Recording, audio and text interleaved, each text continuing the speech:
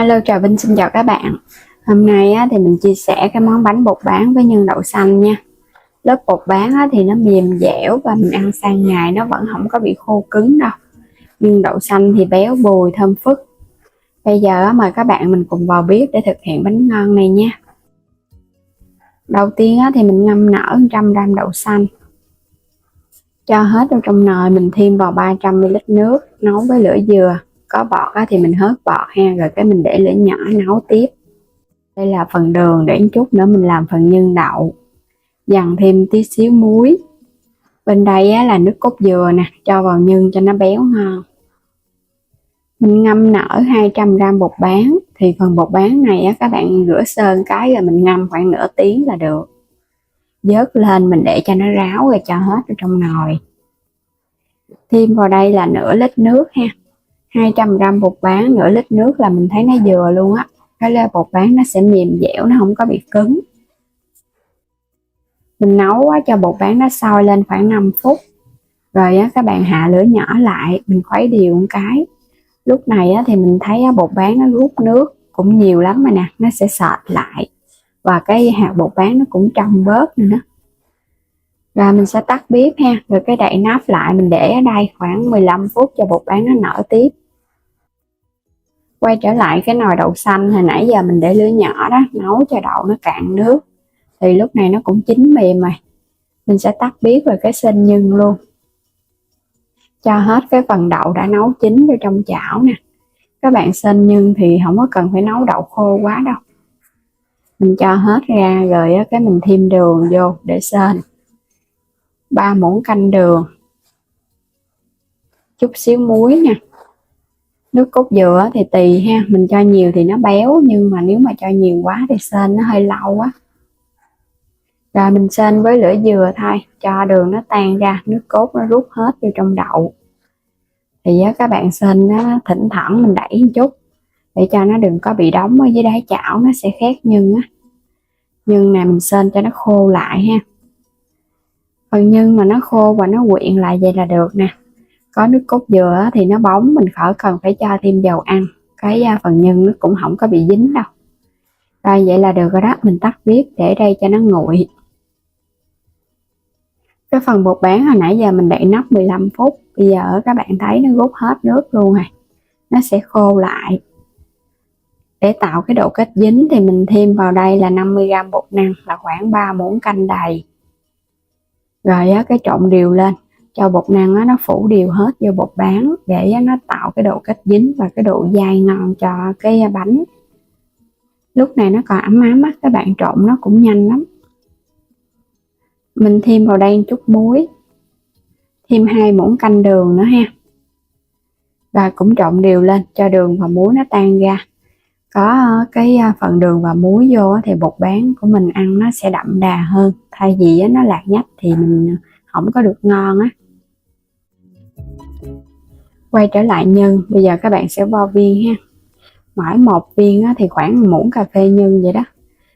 Nó nguội bớt thì các bạn vo là được rồi, để cho nó nguội quá nó dễ bị khô nhân lắm. Rồi bây giờ bột bán nó nguội bớt, mình sẽ nhồi nha.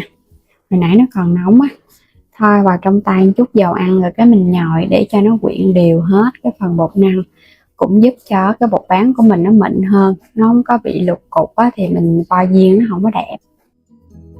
Rồi bây giờ bắt bánh luôn. Mình sẽ lấy một cái viên bột vậy nè, nhớ thoa dầu ăn vô trong tay á cho nó đừng có bị dính. Và cái mình cho cái viên nhân vô, túm đều. Cái phần bánh này mình cho 2 phần bột bán, 1 phần nhân nha. Có dư thì lấy bỏ bớt ra rồi cái vo tròn lại. Vậy là được một cái viên bánh rồi nè. Cái khuôn thì mình thoa lớp dầu ở bên dưới. Rồi các bạn chất những cái viên bánh mình làm xong vô đây. Thoa dầu nó không có bị dính á. Làm xong hết rồi nè, các bạn bắt nồi nước sôi rồi cái mình đem những cái viên bánh này đi hấp nha. Bánh bột bán cái viên nhỏ nhỏ thì mình hấp khoảng 15 phút là nó chín. Cũng không có lớn quá đâu.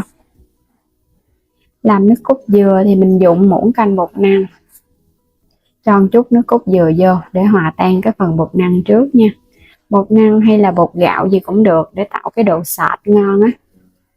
Rồi cái mình thêm vào đây khoảng 2 muỗng canh đường cho nó ngọt, dằn thêm tí muối, thêm vào đây 300 ml nước cốt dừa nha.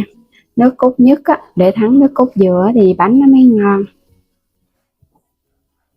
Khuấy đều lên. Rồi bây giờ á, các bạn bắt lên trên bếp, mình sẽ thắng nước cốt dừa. Cái phần nước cốt dừa để lửa dừa thôi, mình khuấy đều vậy nè, cho nó đừng có bị đóng ở dưới đáy nồi. Khuấy một chút á, thì bột nó chín và nước cốt nó cũng sệt lại. Mình để cho nó sôi lăn tăn chút nha, để cho nước cốt của mình nó không có bị ra nước. Phần bánh á, thì hấp 15 phút. Bây giờ á, mình sẽ mở nắp ra ha. Bánh lúc này nó trong veo vậy nè, ló cái phần nhân ra bên ngoài là bánh nó chín rồi đó. Bột cũng mỏng.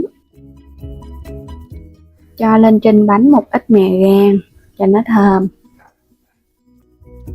Nước cốt dừa mình cũng cho ra luôn nha. Bánh bột bán phải có nước cốt dừa, ăn thì nó mới béo ngon. Một ít mè rang lên trên nữa.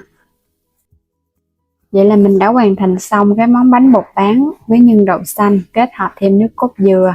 Lớp bột làm kiểu này á, thì bánh của mình á, dù cho nguội hoặc là để qua ngày ăn vẫn mềm ngon chứ nó không có cứng. Chan nước cốt dừa lên. Mình làm cái phần nước cốt dừa này cái độ sệt vậy là nó vừa luôn nè, nó không có quá lỏng mà cũng không quá đặc. Nước cốt mà các bạn làm á, cái phần nước cốt nhất càng béo á, thì cái nước cốt dừa của mình nó càng ngon ha. Bên trong nó có nhân đậu xanh, cái lớp bột bán và nhân mình làm cũng đều nhau nè. Làm mà cái phần bột bán nó nhiều quá thì ăn nó cũng ngán. Các bạn làm cho nó đều vậy á, thì mình ăn vào á, nó béo nước cốt dừa mà nó hài hòa, nó không có bị ngán. Rồi bây giờ mời các bạn cùng thử nha, bánh bột bán với nhân đậu xanh nước cốt dừa. Bột dẻo, dai và có độ mềm. Béo nước cốt dừa nữa nè. Cái phần nhân mình có cho thêm nước cốt dừa nên ăn nó cũng béo béo, nó có cái vị mặn mặn nhẹ nhẹ. Ăn rất là ngon. Cái món bánh mà có nước cốt dừa thì ăn hấp dẫn rồi. Nó đậm đà mà nó không có bị nhạt. Ở trong bánh mình cũng có nêm thêm đường nên là cái bánh nó cũng ngon. Ngọt ngọt, có vị mặn mặn nhẹ nhẹ kết hợp với độ bùi bùi từ đậu xanh nè. Béo ngậy nước cốt dừa.